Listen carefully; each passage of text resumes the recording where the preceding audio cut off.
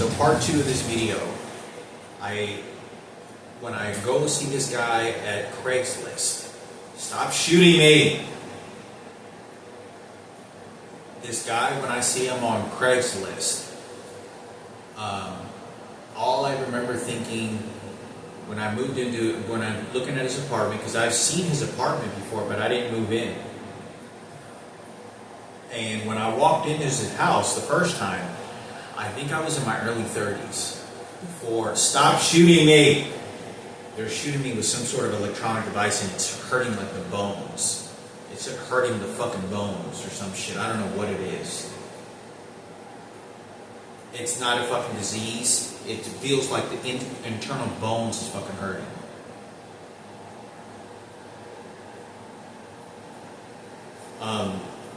This guy, like I said, this individual, when I went in my early 30s, I was like, man, this guy's crazy. And I was like, there's no way. Because when I went to his house, like, he had an American flag, and he had a fucking, just enough to place a fucking bed on a fucking, and then used the American flag drape to close the curtains or some shit. And I thought, like, when I walked into his house, it kind of looked like a crazy guy. This guy kind of looked a little fucking crazy. He didn't look like, he didn't have a family, he wasn't ever married, and he wasn't flamboyant. This guy looked, he was just a fucking homosexual, fucking weird, masculine, obsessed guy. Like, whatever the fuck he did in his life, he didn't want to find any other purpose to sort of just do kind of senseless dumb shit. And, you know, but I wasn't too sure, because he wasn't particularly stupid. That's not what I'm saying. He looked like he was putting a lot of gadgets and some crazy shit in his house. So I don't want to go over there, because this guy looked very suspicious. It didn't make me feel comfortable the first time I saw him. And I was in my early, when I say it was in my early 30s, it could have been, gosh, maybe even,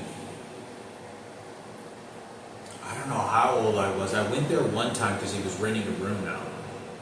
But I didn't stay long, talked to him, and, you know, never saw this guy again. I don't know if I was it was after I left my apartment. I know it wasn't very soon after I left my apartment, because I would have remembered this guy being stalking me in my apartment complex. So I want to say I think it was in my 30s before I went to Alaska. It was for sure before I went to Alaska, for sure. I think it was my late 20s. I would think it was my late 20s. So anyway, I don't go to his apartment. I don't live in his house. So I decide to go ahead and leave and find another place. Then when I'm 34 years old, I'm 34 years old, I get back to Dallas, traveling from Seattle, Washington, Alaska, Anchorage, Alaska, Juneau, Alaska, Ketchikan. I was literally jumping on planes all over the place, basically on the run for my life. And what happens is, I come across this guy's ad again. Sometimes they have pictures, sometimes they don't. I don't remember if the first time I went to this guy's house, he looked familiar, but I couldn't really match up anything else. So, man, they're making me fucking pass gas. So I end up at 35 years old coming across his ad again, right? Once when I'm about 28, 27, the other times when I'm about 34 years old, right before I get on disability. I end up moving in this time because I'm very desperate. I've been living on the streets. At this time, I'm not very picky anymore. I don't even care. So I move into this literally, it's just a bed. There's a bed, and he charges me, I think, $400 to live there. And it's literally, you just sleep on a fucking bed, and that's it. Like this, I don't know, it kind of looked like this guy this is how he kills people, or some shit. It was fucking kind of weird to me. Like, it looked like this guy justifies putting somebody in a casket by putting an American flag and then having somebody sleep there. I don't know if this is what he had people, but it wasn't a room I had a TV up on the fucking. I had a TV up on the fucking on top of the bed. It was a somewhat of a comfortable twin size bed and some shelves all around, but it was just a bed and then like a curtain up against the wall, and there was cabinets up against the back of the bed. There was against the wall. The foot of the bed was against another wall at the corner of the house, and then there was a drape of American flag that was there. And I lived there for about, I want to say about no more than 2 months. I lived there for about more than 2 months. Now, when I'm living there, this is the first time that anyone has ever called me, and I spoke to 2 different people. One person I think picked up the phone. The other one, the only one person was Aaron Ramsey, who I talked to. I never heard of whatever happened to him, but he was like a multi-millionaire. His dad was the vice president of the Southwestern Bell, and he was a Jewish. He comes from a Jewish family, and his family was Jewish.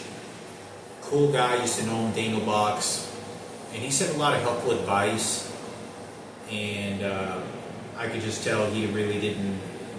He listened to me, but he just knew there was probably a lot of bad things going on in my life, and he just kind of, didn't know really what to say. But he was very kind. He was willing to talk to me. He wasn't abrupting to just ditch me. Anyway, it was a couple minutes I talked to him.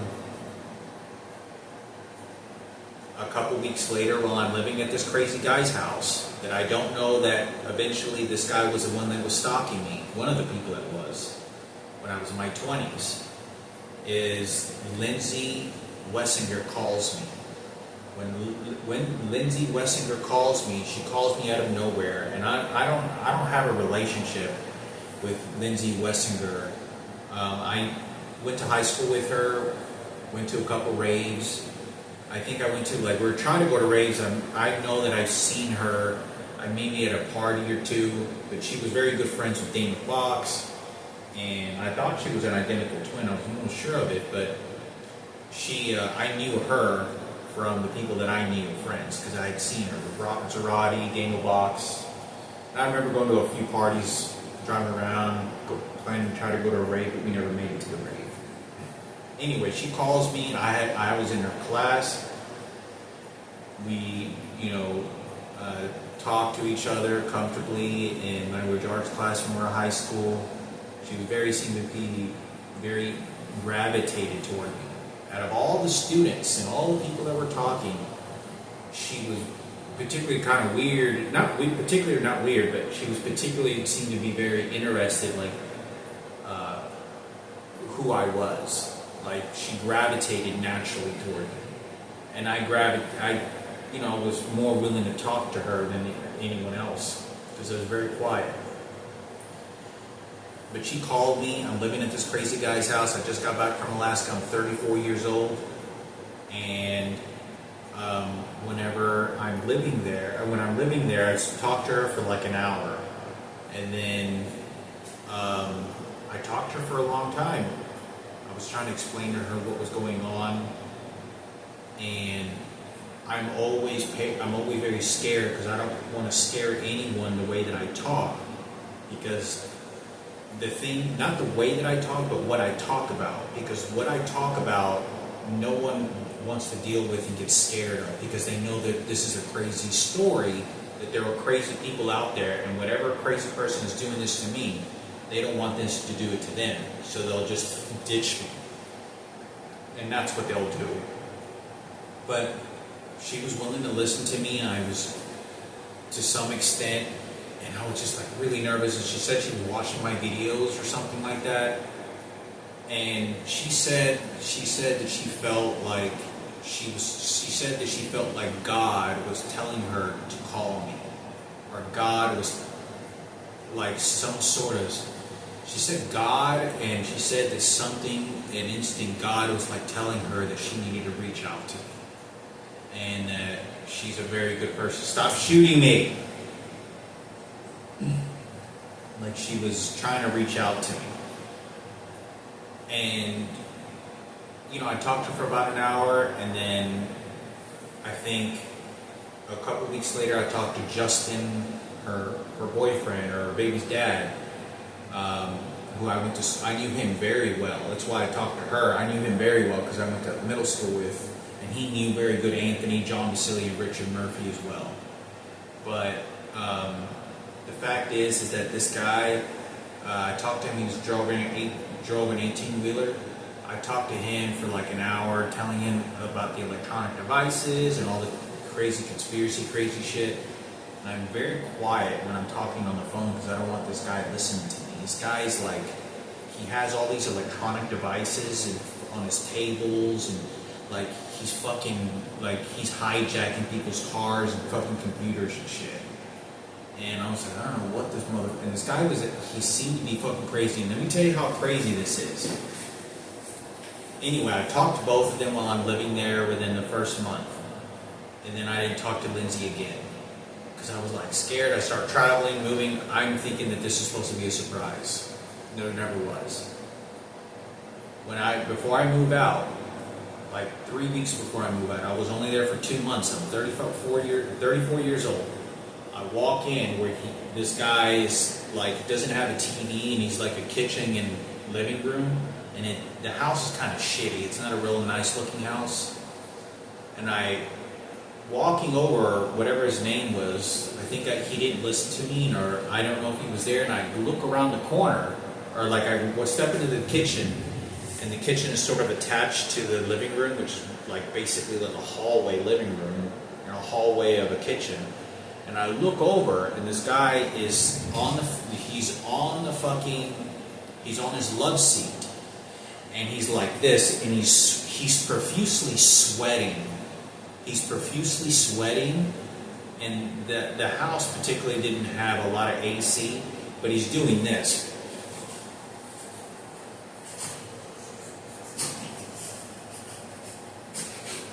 And he's doing that, and he's like asleep. And I look, and I was like, what the fuck is this guy doing? What the fuck is this motherfucker? And this is what he's doing. Like he's like almost convulsing. He looks perfectly fine, and I go, I don't know what his name, and I said his name lightly, but he wasn't having a seizure. He wasn't having a stroke. He looked like, have you ever seen like these sort of crazy looking movies where a predator is like, has like flashbacks or has some sort of, like, I don't know if this guy was mentally born crazy. This is exactly what this guy looked like. And he was just doing this, and he was like he was like almost like sitting in the fucking love seat doing that, and there wasn't any TV, and he was just quiet. And I was like, and I just kind of like sort of back off away, like look away, and I just kind of go back and lay on this bed, and I'm like, and I kind of look out, pull the drape, and I'm like, what the fuck is going on? What the hell's going on? Is somebody playing a joke on me? Because you have no idea, being homeless and the things that I've seen, why somebody could be setting this up. Talking to Oprah Winfrey when I was 28 years old, on 2 separate occasions, going to different houses. I don't know what the fuck was going on. I mean, this was, I don't know what, but I just try to stay away from harm. This is why I talk about Michaela. I don't know why this guy was following me, but he brought you up. And he says, he comes over to me and he goes, yeah, I got a sister. Yeah, she got with a black guy. You see that blonde girl? Yeah, she got with the black guy. And they're profiling you. And this is years before I even know I have a sister or a different biological father. They know everything about your life, your mom, your surroundings, and they're bringing that over to me, not to, basically to antagonize me, because they want to size me up, because they know that I don't know anything, because they're already being predatory. I'm trying to reach out to Michaela or her mother as much as I can. I'm going to do everything I can till the day I die to look and find Michaela, at least make efforts. But I wanted to say this guy was stalking me. I don't know if he's still alive. I looked on Google if his place is still there, and it's not there anymore. It looks like it got bulldozed down. But I wanted to make this video. This guy was stalking me. I'm not kidding you. For a very long time.